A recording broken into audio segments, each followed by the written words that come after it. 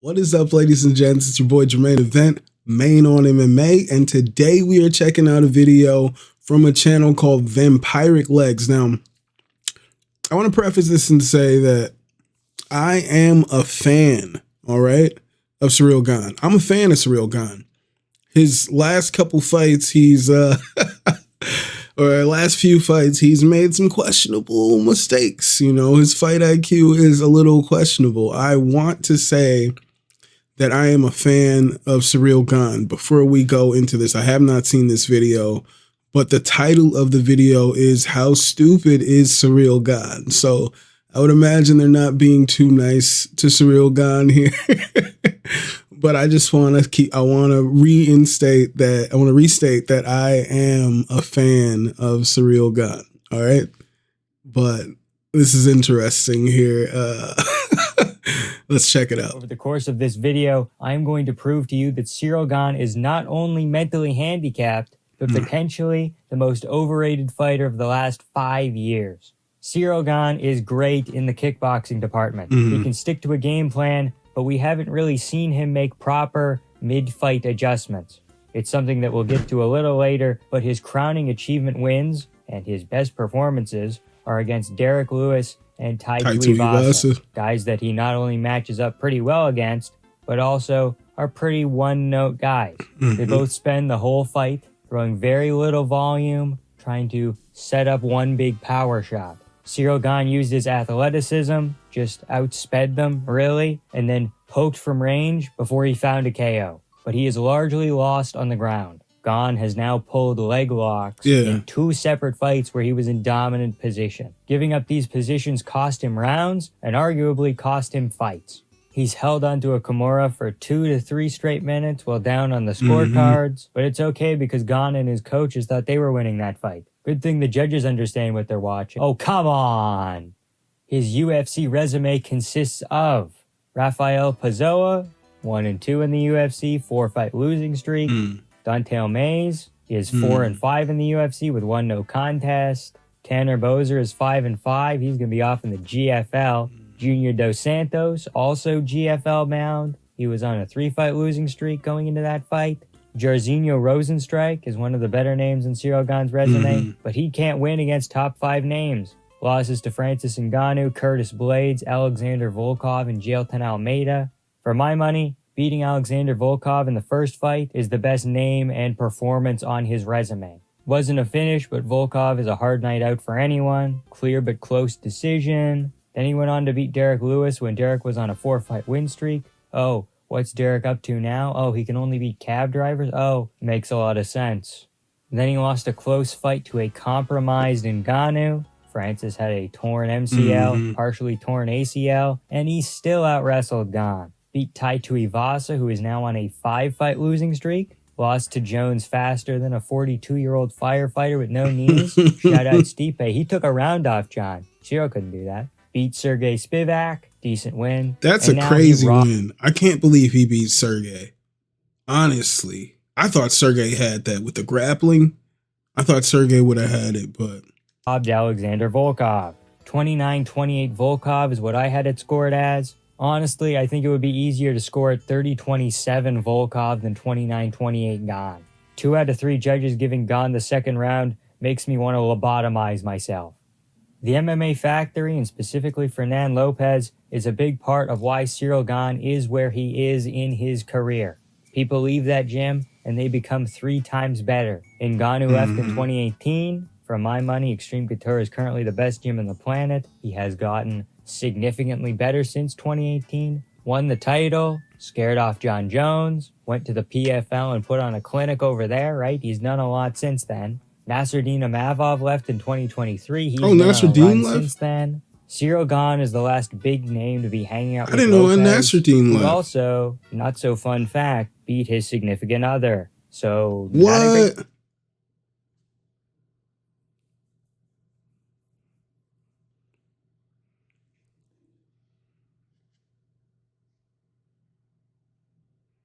Jesus, place to be. He beat his child. The grappling is not great. Ciryl Gane probably couldn't wrestle his way out of a broom closet. Francis Ngannou didn't originally plan to wrestle in the Ciryl Gane fight. kind of just picked it up on the fly. He wrestled defensively a lot in the Stipe fight. He picked up a couple of things offensively, used that very well against Gane.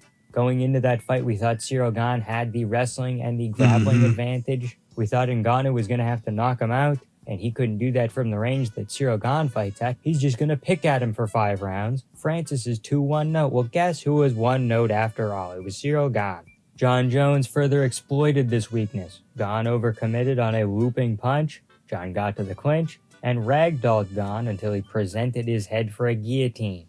This may surprise some of you. Alexander Volkov is not a wrestler. Recently his grappling has been getting better, but his body isn't built for that.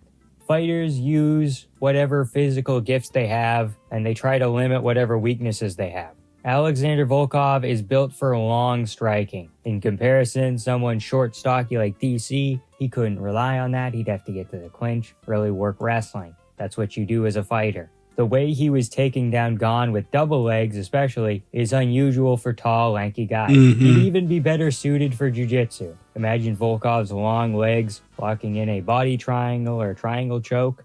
Lethal.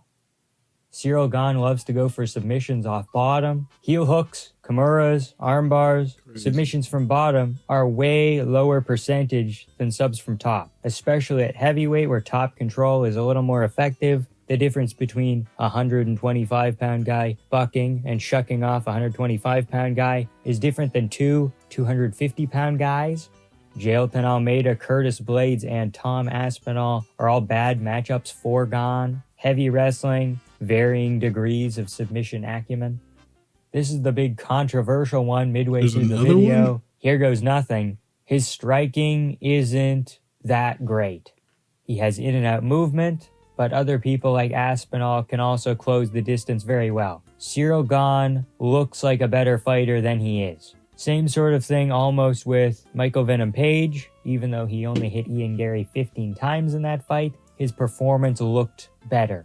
It's an idea that I've been kicking around a little bit, but I think that being explosive and being bouncy looks better to judges. Recent examples like Manel Kape and Mauricio Hufi, right? They look like they're levels ahead of their opponents, purely based on shot selection and footwork. I'm not saying that they're not good, but their style of striking can artificially improve how their actions are perceived. I don't know if I agree with that. And they only get one look at the fight. So the little things matter. We've seen countless times a guy wins a decision, like Josh Emmett versus Calvin Kattar or Khalil Roundtree versus Dustin Jacoby. Powerful punches, hitting the guard, versus a more jab-heavy approach with consistent small shots. It looks like the power punchers are physically doing more.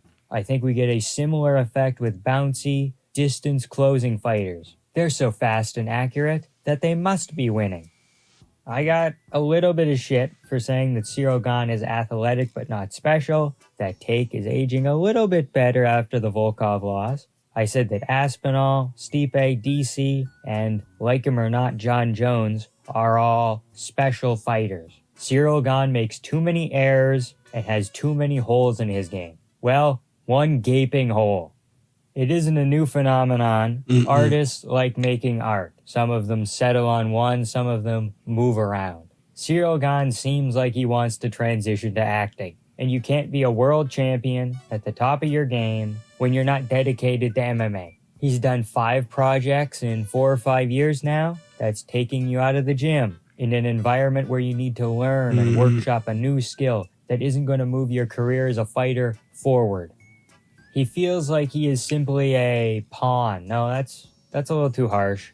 He's collateral in the UFC's quest for the French market. The minute that MMA became legal in France, the UFC saw dollar signs rolling in their eyes. I can't stop winning. I can't stop winning. I can't stop winning. Another European market. You know what that means. They have money. That's why the UFC doesn't go to Africa. Africans don't have money. That's why they don't go to a bunch of South American countries other than Brazil. They don't have money. The UFC doesn't go places that don't have money. France has money. Wow, this is a place where we can build a market and get a dedicated fan base. And we can get a fight night there every year. So you look up and down the roster. You look at French fighters in the UFC and you say, who could sell a pay-per-view? Manon Fiorot isn't going to sell a pay-per-view. Nasruddin Imavov, he got into the UFC and he had a couple of losses and it was close, but Ciryl Gane might have been in the UFC right before Tom Aspinall. So they found their next big heavyweight prospect that they could feed a couple cans to and then slowly begin to give him ranked fighters that are also somehow good matchups. How does this keep happening for this guy?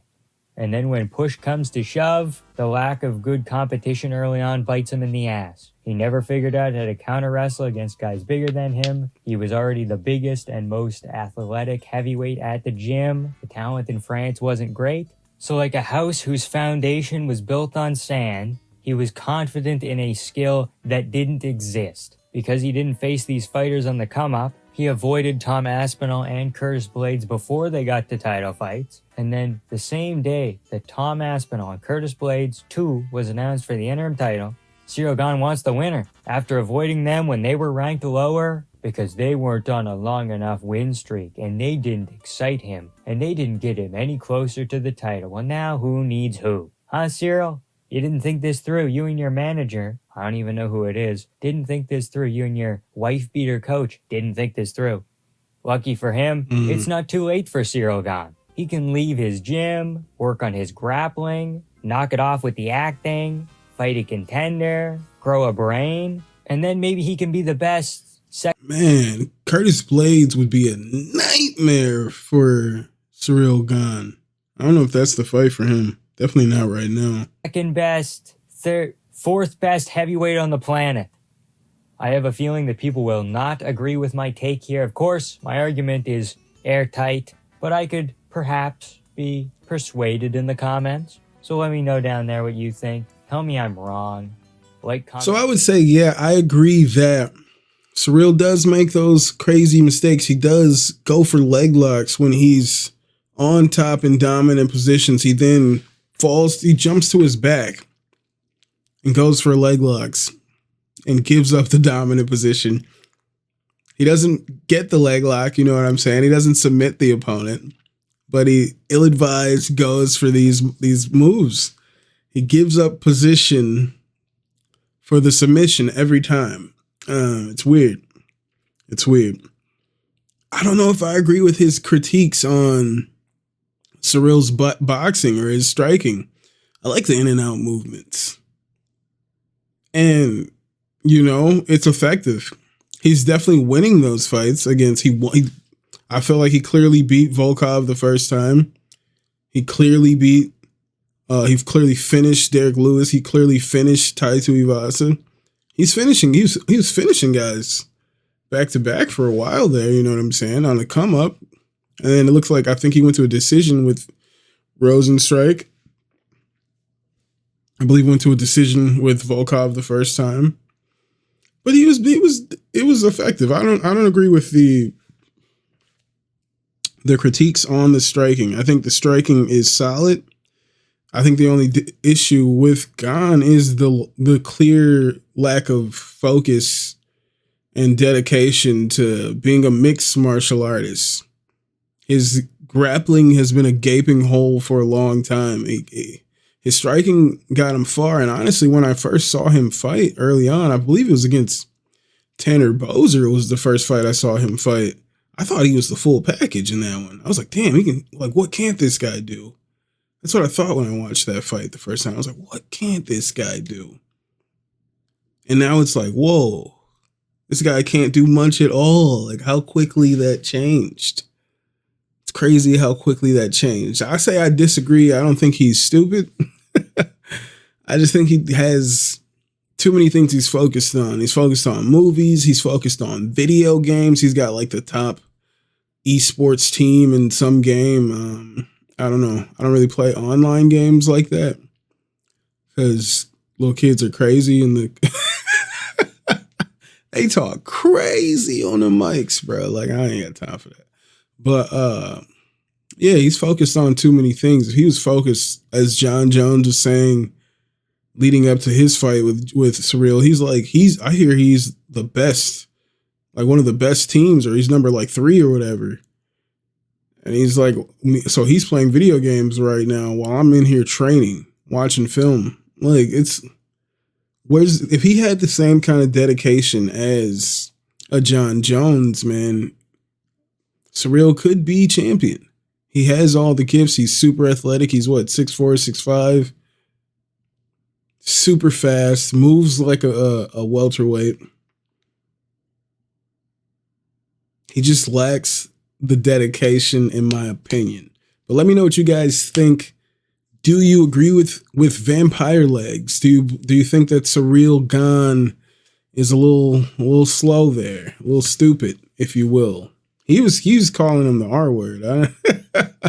You know what I'm saying? He was going off. But let me know what you guys think in there. If you think he's a little stupid there, or do you think like, nah, man, he's solid. He just hasn't gotten there yet. I don't know where there is, but he just hasn't gotten there yet. Let me know, ladies and gentlemen. Let me know in the comments. Hit that like, hit that subscribe, and I will see you guys when I see you. I'll holla.